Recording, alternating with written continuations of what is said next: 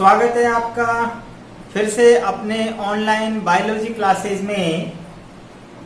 हम मानव के संवेदी अंग वाला चैप्टर पढ़ रहे हैं, जिसमें हमने इससे पहले 3 वीडियो जो है मानव के नेत्र की संरचना, उसकी आंतरिक बनावट किस प्रकार की होती है, कॉर्निया जो रेटिना होता है उसकी आंतरिक काट को हम देख चुके हैं, किस प्रकार वो बनी होती है।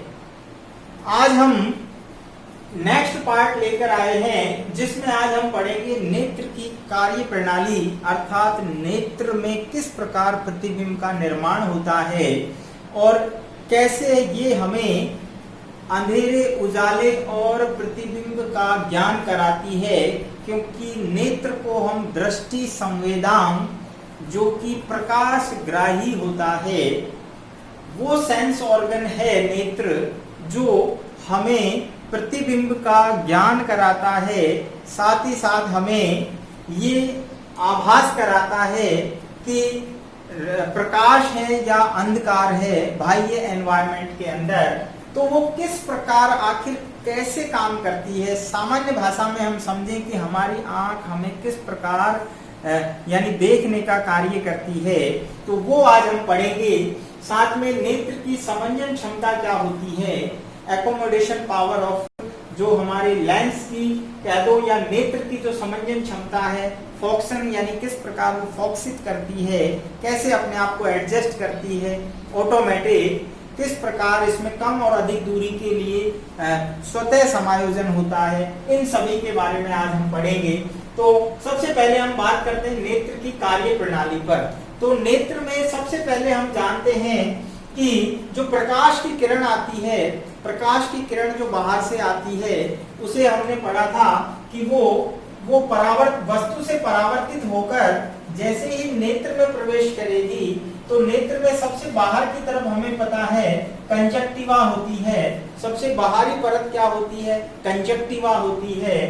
कंजक्टिवा से होते हुए कॉर्निया, कॉर्निया से नेत्रोद, लेंस, और लेंस से होती हुई काचाभ द्रव से होकर रेटिना पर पहुंचती है। रेटिना पर पहुंचकर प्रतिबिंब का निर्माण करती है।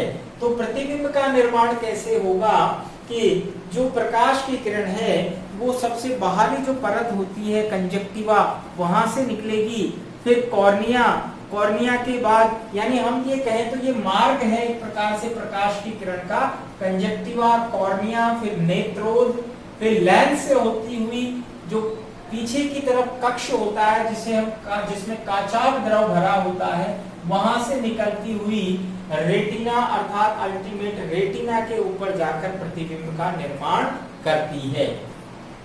अब बात आती है कि नेत्र में प्रतिबिंब कैसा बनता है। तो हमने बताया था कि नेत्र में जो प्रतिबिंब है वो वास्तविक और उल्टा बनेगा। ध्यान रखना, नेत्र में जो प्रतिबिंब बनता है वो वास्तविक और उल्टा। यहाँ से क्वेश्चन बनेगा एक स्टूडेंट अपना कि नेत्र में जो प्रतिबिंब बनता है वो कैसा बनता है, वास्तविक और उल्टा, राइट। इसके बाद हम बात करते हैं कि जो ये प्रतिबिंब है वो किस प्रकार बनेगा, कैसे आवेग आगे जाते हैं। तो ध्यान रखना, प्रकाश ऊर्जा जो होती है, जो प्रकाश ऊर्जा आती है वो संवेदी सेल जो होती है, संवेदी सेल कौन कौन सी संवेदी सेल होती है, संवेदी कोशिका, शंकु कोशिका होती है और शलाका कोशिका होती है। हमने देखा कि जो रेटिना है उसकी जो परत है उसमें 2 प्रमुख संवेदी सेंसरी सेल पाई जाती हैं, जिन्हें हम शंकु और शलाका सेल कहते हैं। ये हम पिछली वीडियो में पढ़ चुके हैं।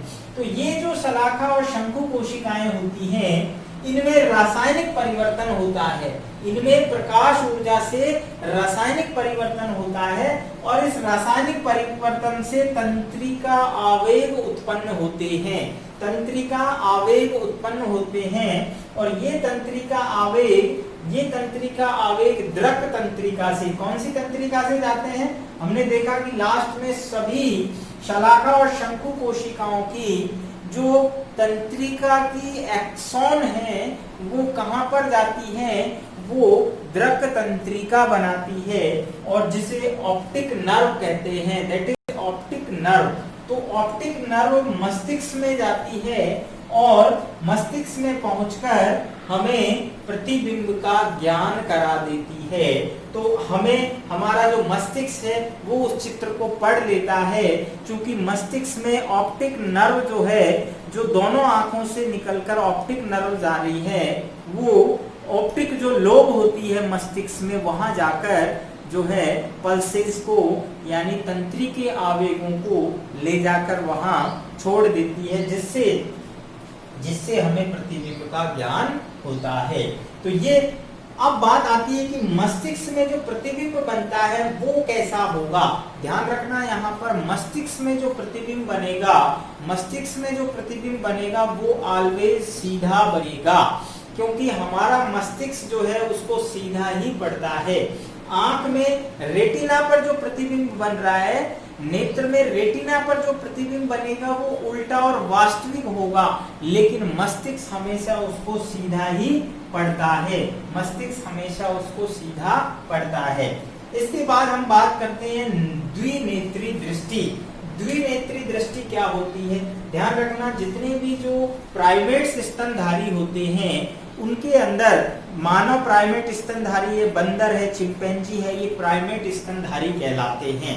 इनमें हम देखते हैं कि आंखें जो है, दोनों आंखें जो है फेस पर होती हैं, और हम जब किसी वस्तु को देखते हैं तो दोनों आंखें एक ही बिंदु पर कंसंट्रेट होती है, जिससे प्रतिबिंब ओवरलैप होता है, अर्थात अतिव्यापित होता है, जिससे हमें गहराई का भी अंदाजा होता है। तो जब हम एक ही बिंदु पर एक बार में देख पाते हैं तो ऐसी दृष्टि को द्विनेत्री दृष्टि कहते हैं। मानव में दोनों नेत्र एक बार में एक ही बिंदु पर एक साथ देखते हैं, इसे द्विनेत्री दृष्टि कहते हैं। यह सभी प्राइमेट स्तनियों में मिलती है। अब बात कर रहे हैं अपन नॉन प्राइमेट्स की। नॉन प्राइमेट्स में जो एनिमल होते हैं, जैसे खरा है या अन्य कोई, अगर हम बात करें पक्षी है, तो उसकी जो आंखें होती हैं वो साइड में पार्शली होती हैं, पार्श्व में होती है, तो उनके अलग अलग प्रतिबिंब बनाए जाते हैं। यानी लेफ्ट और राइट दोनों नेत्र अलग अलग स्वतंत्र रूप से प्रतिबिंब देखते हैं, इसलिए उन्हें साइड का और पीछे भी दिखाई देता है। लेकिन मानव एक बार में एक ही जगह चित्र को यानी प्रतिबिंब को देख पाता है, तो ऐसी दृष्टि को हम द्विनेत्री दृष्टि कहते हैं, जबकि नॉन प्राइमेट में द्विनेत्री दृष्टि नहीं होती है। राइट। इसके बाद हम बात करते हैं नेत्र की समंजन क्षमता, अर्थात इसे हम फोक्सन या फॉक्सिंग कहते हैं। किस प्रकार, यानी सीधे शब्दों में हम ये कहें कि नेत्र के अंदर जो लेंस होता है वो अपनी फोकस दूरी को स्थिति के अनुसार कम या अधिक स्वतः ही करता है। इसे ही नेत्र की समंजन क्षमता कहते हैं। अर्थात नेत्र कम या अधिक दूरी के लिए अपनी फोकस दूरी स्वतः समायोजित कर रेटिना पर प्रतिबिंब बनाती है। अर्थात प्रतिबिंब रेटिना पर ही बनेगा, इसे ही नेत्र की समंजन क्षमता कहते हैं। बात समझ में आ गई होगी। कहने का मतलब ये है कि चाहे वस्तु दूर हो या नजदीक हो, लेकिन नेत्र का जो लेंस है वो उस वस्तु के अनुसार अपने आप को फोकस बिंदु जो है, अपना जो फोकस बिंदु है वो हमेशा रेटिना पर ही रखता है, क्योंकि प्रतिबिंब का निर्माण कहाँ पर बनाना है? रेटिना पर ही बनाना है, यानी दृष्टि पटल पर ही बनाना है। इसके लिए उसे अपनी जो लेंस का जो कर्व है यानी जो वक्रता है उसको कम या ज्यादा करना होता है, और ये काम वो स्वतः ही करता है लेंस के अंदर जो स्नायु लगे होते हैं उनकी मदद से। इसी को ही लेंस की या नेत्र की समायोजन क्षमता कहते हैं। आगे इसको समझते हैं कि देखो नेत्र लेंस पर स्थित स्नायु, जो हमने लिगामेंट्स की बात की थी, वो लिगामेंट्स क्या करते हैं, लेंस की वक्रता को परिवर्तित कर नेत्र की समंजन क्षमता को बनाए रखते हैं। यानी इन स्नायुओं के द्वारा ही, इन लिगामेंट्स के द्वारा ही नेत्र की जो समायोजन क्षमता है, जिसे हम समंजन क्षमता भी कहते हैं, वो बनी रहती है। और जब ऐसा नहीं होता है तभी हमें दृष्टि दोष उत्पन्न होते हैं, जिनका निवारण हम विभिन्न प्रकार के आवश्यकता के अनुसार, दोष के अनुसार लेंस को प्रत्यारोपित कर या चश्मे का उपयोग करके दूर करते हैं, जिसे हम आगे नेत्र विकारों में पूरी तरह से डिटेल से बताएंगे। बात यहाँ पर आ रही थी कि नेत्र के अंदर जब समायोजन क्षमता होती है तो किस प्रकार होती है, दूर दृष्टि के लिए कैसे होगी, दूर देखना है, दूर दृष्टि का अर्थात दूर, मान लीजिए हम यहाँ पर अर्थ पर है, हमें किसी खगोलीय पिंड को देखना है, तो खगोलीय पिंड को देखने के लिए हमें बहुत दूर देखना होगा।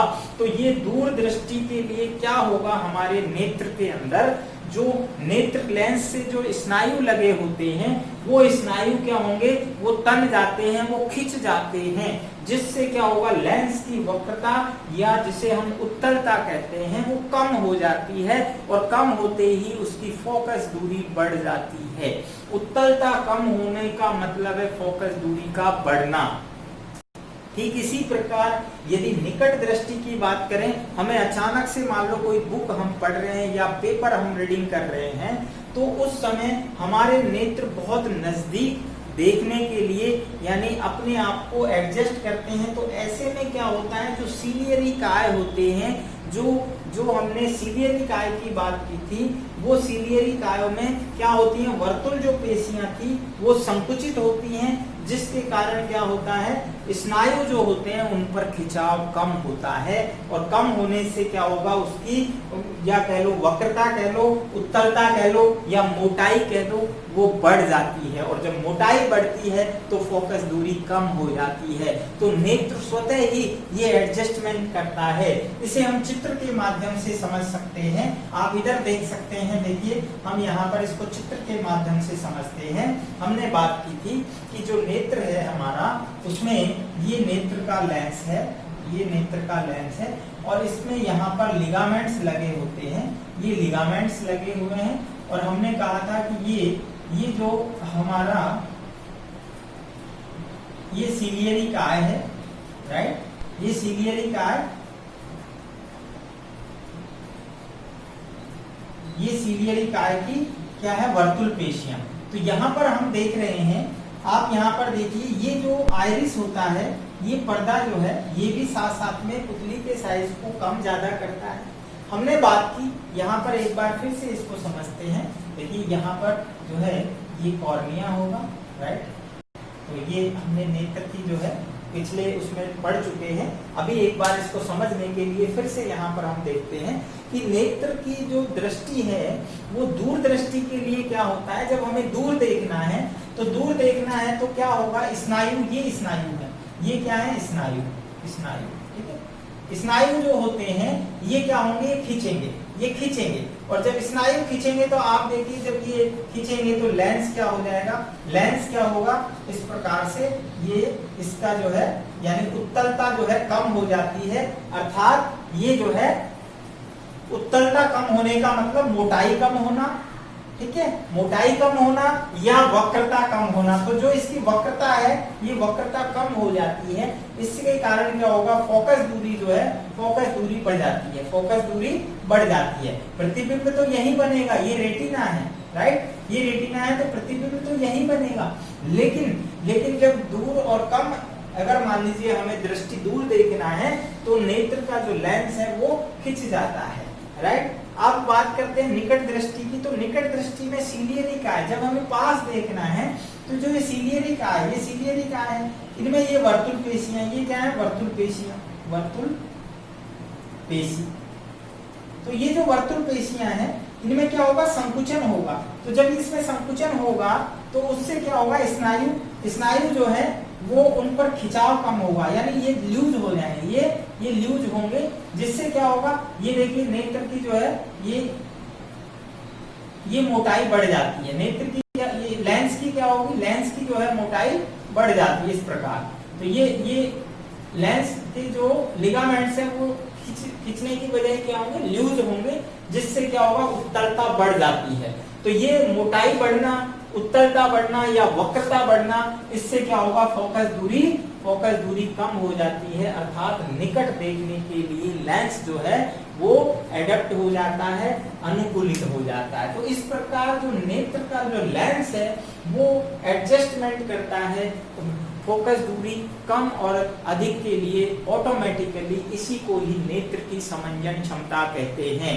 तो परिभाषा क्या हो जाएगी, नेत्र जो है कम और अधिक दूरी के लिए स्वतः ही समायोजित करता है, फोकस दूरी को स्वतः समायोजित करता है, इसे ही नेत्र की समंजन क्षमता कहते हैं। और ये जो है नेत्र स्नायु की मदद से करता है, लेंस की वक्रता को कम या ज्यादा करके ये स्वतः ही करता है, समायोजन करता है। तो इस प्रकार आज की वीडियो में हमने नेत्र किस प्रकार काम करता है, नेत्र की कार्य प्रणाली क्या है और नेत्र की समंजन क्षमता क्या है। एक बार कार्य प्रणाली को फिर हम बता देते हैं कि नेत्र के अंदर जो प्रकाश की किरण आती है वस्तु से प्रतिबिंब का यानी परावर्तित होने के बाद वो सबसे पहले कहां से, ये कंजक्टिवा से गुजरेगी।